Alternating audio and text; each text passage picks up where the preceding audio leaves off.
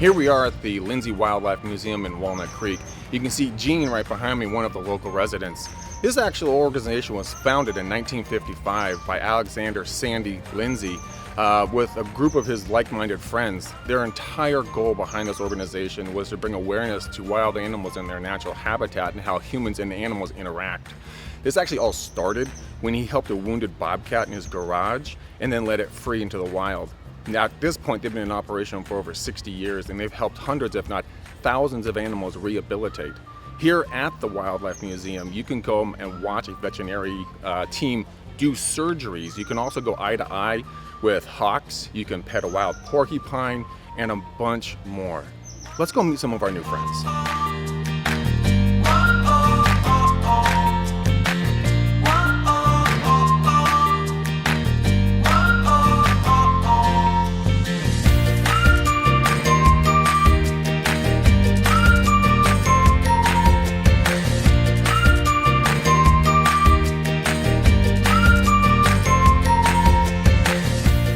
All right, so we're back with another amazing day trip. I'm here with Carlos De La Rosa. He's the executive director at the Lindsay Wildlife Experience here in Walnut Creek. We are at 1931 First Avenue.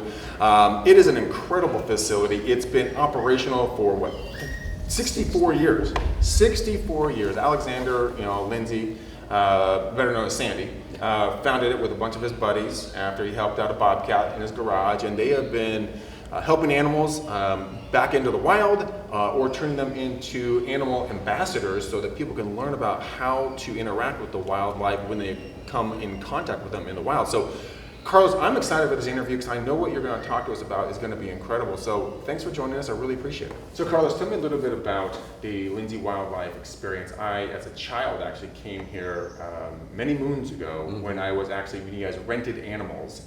And I would rent rabbits and rats and all kinds of other critters, take them home, like test drive the animals, but I understand you guys don't do that anymore, but you guys are more in the rehabilitation of animals, because Alexander, your founder, started this over 60 years ago, and it started off when he actually rescued a bobcat, and he helped the bobcat get better in his garage, and then released it, and a bunch of his like-minded friends got together and said, wow, we've really got to start a facility to help the human population understand the animal population, how they can coexist together in their natural habitats. Is that correct? That is exactly the point. The Lindsay is several things. As you mentioned, it is a wildlife hospital, and we receive over 6,000 patients that we treat in here every year. So we have veterinarians and technicians and a lot of volunteers that help with the wildlife veterinary part of it. That's the hospital part. Then there is a rehabilitation part where all of these animals, as they get healed, then they get reintroduced, hopefully they're reintroduced back into the environment and in the natural habitats. So that's one part of what Lindsay is. But we're also a point of contact for people to understand, not only first is they bring the animals. Most of the animals have come from people that find orphan animals or some injured bird that hit a window. And yeah, the majority of our patients come from the goodness of the heart of people that brings them in here. So besides that part of that interaction, that is a stressful interaction, and you have an injured animal, now you have a place to bring it, and then you can follow up. This animal gets access just like a patient in a hospital. Really? And you can call in and you have a number and it will tell you, yeah, no, I'm sorry, it didn't make it. Oh yeah, it's just getting back into the rehab. And in some cases, you can actually be part of the release of this animal back into nature. It's not for every animal that we could do that. So that portion of it, it serves a purpose for the region. This is very unique type of hospital and rehabilitation center that does this for native Californian wildlife. Interesting. But then there's another element in here which is great for families and so on, which is the more positive interaction. It's like understanding how people relate to wildlife, and what better ambassador for that message than actual wildlife. Yeah. Some of our patients are not releasable, do not get to heal completely because they have malformation or a wing that can't fly anymore. So some of them have become animal ambassadors. These are animals that now live here at Lindsay. There's 70 of them. 70 animals. 70 animals, and includes hawks and owls, a bald eagle, a golden eagle, a a raccoon, no, not a raccoon, an opossum, and even a porcupine. And they live here, and people can be up close and learn from them through our Animal Ambassador program. So here at this exhibit hall where we're talking, these animals actually live here. Right. And every time that we're open, we're closed today, so the animals are either being exercised and... This is like Saturday for the animals. This is their day off, Yeah, right? this is their day off. But this place is working 7 days a week. The hospital is always open for people to bring their injured animals. Something interesting about your hospital that I've learned is the fact that not only do you have a hospital, but you have a place where people can come watch an actual surgery or a procedure taking place. You can go eyeball to eyeball with the vets while they're mid-surgery, is that correct? So we have this special room that you, as a visitor, can actually see a working operating room, treatment room in action. It's got a one-way mirror, so the vets and the technicians that are working with the animals or volunteers don't know who is watching and who is on the other side. So you can sit there very quietly. There's a presentation that sometimes accompanies that view, and then you can see how a hospital actually works. It could be any patient that comes in, or there could be feeding or changing a bandage or feeding babies and so on. So that behind the scenes is incredibly popular because it gives you a behind the scenes look at how a wildlife hospital. And it's so interesting to watch just my own personal relationship build with an animal I will never come in contact with, but I feel that I have somewhat of a relationship with that species now, basically just because I showed up here. We live in urban environments, we have our homes, we have our lawns, and we have all kinds of life, and we drive our vehicles back and forth. But there are many areas, especially in here, Walnut Creek is particularly good at this, where you have this wildlife-urban interface. Yeah, exactly. The places where natural areas, parks and the like, and even our gardens intersect with the wildlife and urban. That edge could be too sharp sometimes. It can be. And then that causes problems in both directions. Mm-hmm. So animals can get impacted by highways, by your use of rodenticides or pesticides in your lawns and so on, and vice versa. Sometimes these animals become nuisance because we are now right next to each other, sometimes very intertwined. So understanding that part in itself, it's part of us finding that balance between nature and our needs. So, for example, one of the projects that we have initiated since I've been here is to try to map geographically where are these injuries coming from.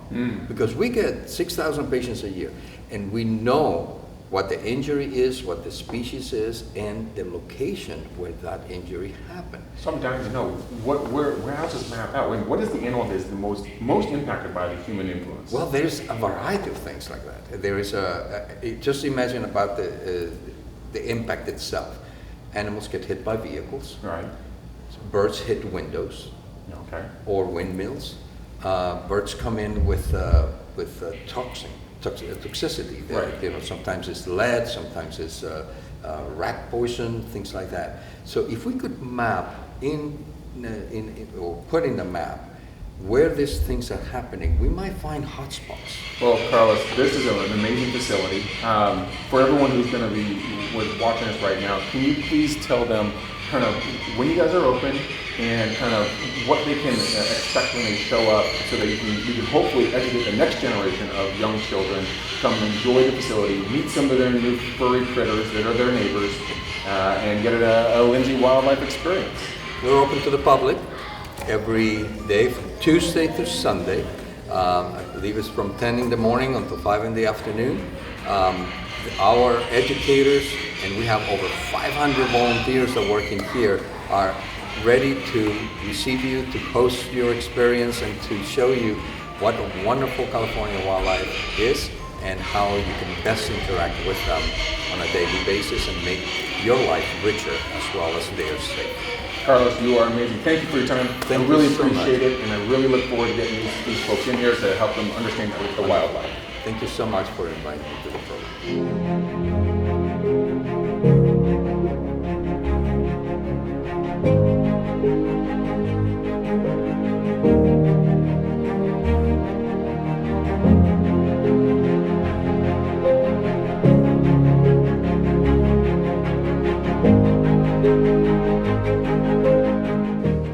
great day trip idea for you. We're in Richmond, California, visiting Rosie the Riveter, World War II Homefront National Historical Park. Awesome. I'm Melissa Almgren. We're with Tom Leatherman, General Superintendent. So Tom, tell me, what is this all about? Who is Rosie the Riveter? Rosie the Riveter was a homefront worker. She worked in the shipyards during World War II in Richmond. And they worked, actually these Rosies worked all over the country. And they came and they joined the workforce and they helped us to win the war. They helped us with the wartime industries right here on the home front. And here in Richmond, we had was a population of about 120,000 people during the war. Before the war, there were only about 20,000 people in Richmond, and we had all these people move in to work in the shipyards. And in World War II, they built 747 ships right here in Richmond to help with the war effort. And women were part of the workforce, but we also had people of color. We also had people coming from all over. We had people from the South, people from all over the country working in these shipyards and helping us to win the war. And here in Richmond, this park celebrates those homefront workers, the Rosies and the other homefront workers. And there's still a lot of things in the city that you can see that represent the homefront. So we have, here in the Visitor Center, you can learn about some of those things. We have some of the shipyards, we have the Child Care Center, we have one of the ships that was built here, the last ship, which I think you're also going to visit, the Red Oak Victory ship. It was the last of the 747 ships that was built here in Richmond. And it represents that homefront effort, all those people coming together. And the homefront is also the social changes. So when you have a city like Richmond that was a boom town that changed during the war, there weren't just changes in what they produced, like the ships. There were also social changes like childcare. So women were joining the workforce. We needed to be able to have the women come to work, and the children needed somewhere to go. And so there were big changes in childcare. We had changes in healthcare because Henry Kaiser, who really was the force behind building these ships here in Richmond, he started the first prepaid healthcare. So the Kaiser, what's now Kaiser Permanente, was started here in the shipyards providing healthcare for the workers. And so that healthcare change was something that happened right here in Richmond. So we tell all those stories here at the Visitor Center, and there are sites around the community that actually tell the different parts of the story. We also are connected with one of the old shipyards, which was at the Marina Bay, which is now a memorial to the Rosies at Marina Bay Park. And the park connects through the Bay Trail from the memorial to the Visitor Center. So you can actually go on a walking tour and learn about the history right here in Richmond, connected from the Visitor Center to the memorial. And it's a park that's actually operated by the city of Richmond, but it tells part of that story right here in Richmond. So much history. So what can a family that's visiting, can they expect for a day trip? So the Visitor Center is open 362 days of the year. We're only closed on Thanksgiving, Christmas, and New Year's. And you can come from 10 to 5 every day and come into the Visitor Center and learn about that history. We have 2 films that we show regularly. One that's shorter that talks about Richmond and the history, and the other one that's a little bit longer that talks about this national mobilization, the things that were going on around the country. And so you can come and learn about that, watch the films, and then you can actually take a driving tour and drive around to the different sites of the park and learn a little bit more about it in your car. And then you can visit sites like the Red Oak Victory, which is also part of the park. Okay, is there a website that people could visit to get more information? You can go to the Park Service website. It's www.nps.gov/RORI for Rosie the Riveter. Oh, very good. Thank you so much, Tom. You're welcome.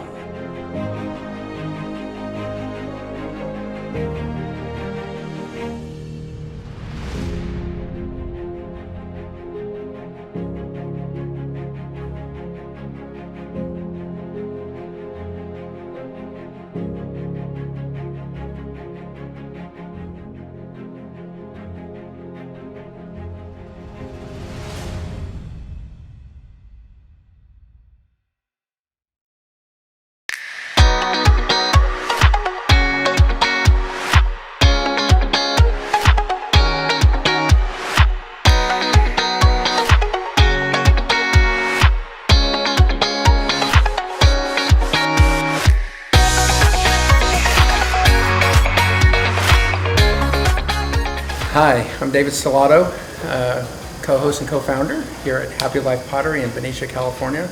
A great place to make a day trip. The best place to make a day The trip. best place to make a day trip. Thank you. It's beautiful. In a simple word, what we facilitate here is joy, and we use clay. Several years ago, Amy and I were back in Austin, Texas, and we came out here to take care of our parents, and we literally fell in love with Benicia. Oh my gosh, it's so beautiful. The weather here, the people here, the community, and being Everything. part of downtown.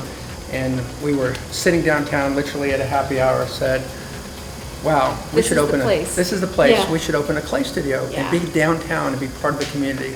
And that's what we've done. And we've created an atmosphere where people can come in and express themselves and, you know, find great refuge in working with clay, both from an instruction standpoint and just learning how to do things. And we love what we do. I mean, we're both from corporate backgrounds, but we were also artists, and now we actually get to make a life doing something creative, which is incredible, and then bring that to other people and have them have that part of their life. It's so fun. It's just so fun. It's been incredibly rewarding, and I think there's just hundreds and hundreds of stories. We've been in a community like this where we've been able to participate in people's lives, and it's very, very enriching. It's extremely enriching for us and to be a part of that community. I think what we ask people when they come here is to come here with an open mind, open heart, Yes. and to show up ready to learn and express themselves. We literally are a turnkey operation. We're a boutique operation. We tailor to individuals here. We're not a cattle barn because that's what our community is. You don't need to be an artist. If people come in and they go, oh, I'm not creative, I'm not an artist, and it doesn't matter. You come in and have an open mind and willing to try something new, and we make it easy for you. You don't have to come in with special tools or anything, and we'll walk you through start to finish. And I love seeing people afterwards. They go, oh my gosh, I can't believe I made this. Yep. And it's been helpful. I deal with a couple of handicaps, and they've been blessings for me in clay in the sense that my fingers go numb very quickly when I'm working with clay. So I learned to throw with this, and which is creating the pottery. So if I'm using one of my students' hands, they're like mine, and it gives me an opportunity to show them how and what things feel like. It's kind of like if I describe to you what chocolate is, it's a lot easier if I put a piece in your mouth. If I put a piece in your mouth, then I can describe it and it makes sense. There's context. And that's what I'm able to do with the clay. So we move very rapidly. And as a boutique, we have a lot of one-on-one help here, which is exciting. We're a small shop, but that's the way we like it, to keep it personal. Like our community, we're small and very personal here. One of the things that really makes us different is we chose this location downtown specifically because it is in the middle of the community. And while this is a very zen place and a building from, come face it, late 1800s, it used to be the post office. I mean, this is pretty cool with our Victorian skylights and our natural trees in here. But it's where we are from the people, between the bookstore and the music store. And we're in town and present. And what makes us different than just a regular studio is the fact that we have balanced this with a retail presence as well. Not just selling my work, but bringing work from artists in the area and from around the world. And it's just a great place to shop. It's a great place to visit. It's one of the neat things being a co-owner here is coming in and having people's mouths drop and say, wow, we didn't know you were here. And so, Or they think we just have classes, which is an awesome part of our business, but sometimes even if you don't want to come in and create, just to come in and see all the beautiful things. I mean, really, it's just a great place to be, we think. or just say hi. We're located at 632 First Street in the heart of downtown Benicia, and our website is happylifepottery.com. So go visit us online to see all the classes, but it's best to come see us in person.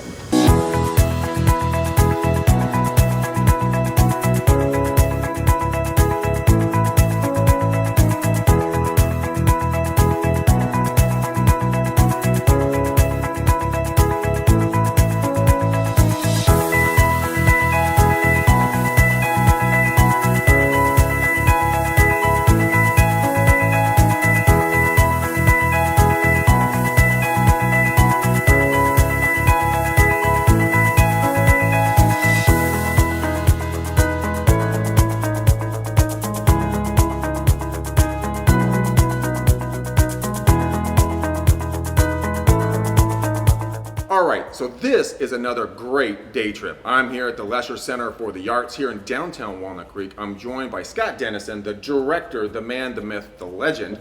He's been with the facility for over 47 years. You guys put on 800 plus events. You entertain over 300,000 plus people. My numbers might be off.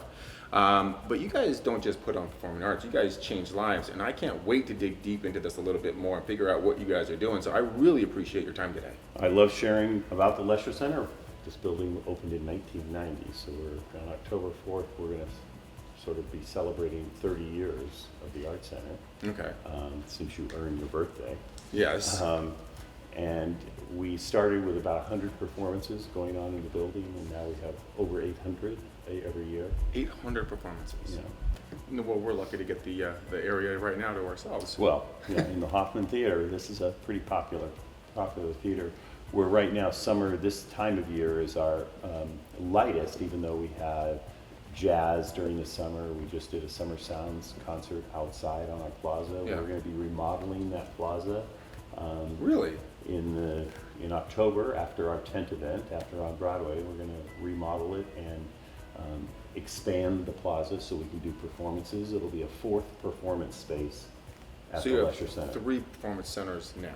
3 theaters here in this building. We also manage a theater out by Tice Valley by Rossmore called the Del Valle Theater. Okay. Used to be an old high school, but the demographics out there don't warrant high school. I can imagine So why. we have a 385-seat theater there that we program and put shows there. So Walnut Creek, and this block is the Arts District of Walnut Creek. I did not know that. I've lived here for a number of years. I did not know this is the art district of Walnut Creek. Yeah, so we have the banners up. If you look around Yeah. the street, we have the banners up that define this block as the Arts District. We're hoping to expand that down Locust Street. We're pretty high tech here, so Right. we have from projections to superb sound system to excellent lighting, moving lights. You know, it's really all here, and there's really not a bad seat in any of our theaters, in the houses of any of our theaters. So tell me a little bit how it started. Well, we started construction. There used to be an old walnut warehouse here, and Really? The city in 1965 bought it from the Walnut Growers Association when they moved to Fresno for $1. And Wait, you bought the building for $1? right. Okay, I want to make sure I heard that right. Right. So then we, then at that time, from 65 to 88, theater started blossoming and growing in Walnut Creek. And basically like a plant, we outgrew that facility. So the plans were underway to build this facility. Across the street is Growers Square, named after the warehouse that the growers were there. I had no idea. California Boulevard was a railroad track, so all the walnuts and almonds would go onto the cars and go off into the world. So we converted from 65 to 88 a theater. Walnut Creek invested money in the arts and created that. Then we decided that we'd close that theater, tear it down, and build this facility, which started out to be a $6 and $12 million facility. Yeah. Ended up being 22 million, $7.5 million from the private sector, the rest from the city of Walnut Creek. And this Really? is owned and operated by the city of Walnut Creek. So they're really invested in continuing the arts, continuing the education, getting people involved in the arts that have never been around it. Like you said, you guys bring in over 300,000 people a year, putting on how many performances? Well, about 800 performers. 100 performances. You know what? That teaches them how to be, present on stage, but it also teaches them how to be present in life. Absolutely. It's not just when you're in front of the lights and cameras and the live crowd. It's when you're on a business interview. It's when you're on a first date. It's when you're interacting with your future in-laws. All of this stuff plays a role. And you guys are teaching not just acting lessons, you're teaching life lessons as well. I totally agree. Yes, that is true. Well, Scott, I want to thank you. I really appreciate your time today. You are an invaluable part of Walnut Creek, and this is one heck of a day trip. Oh, thank you very much. Hey, man, thanks for your time. Good to see you.